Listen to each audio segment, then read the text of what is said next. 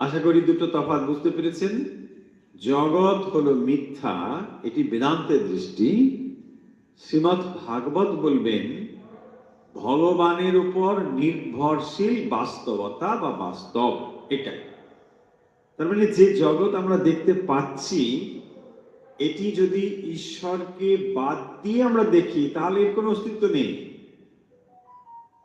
এইটি হচ্ছে ভাগবতের প্রধান শিক্ষা, যে যা তুমি দেখতে পাচ্ছ এই সৃষ্টির মধ্যে এর ভেতরেই ভগবান অনুসৃত হয়ে রয়েছেন।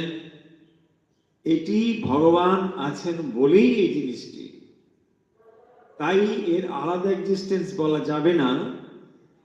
যা রয়েছে সেটি ঈশ্বর নির্ভর, ঈশ্বরের উপর নির্ভরশীল বাস্তবতাই হলো এই জগৎ।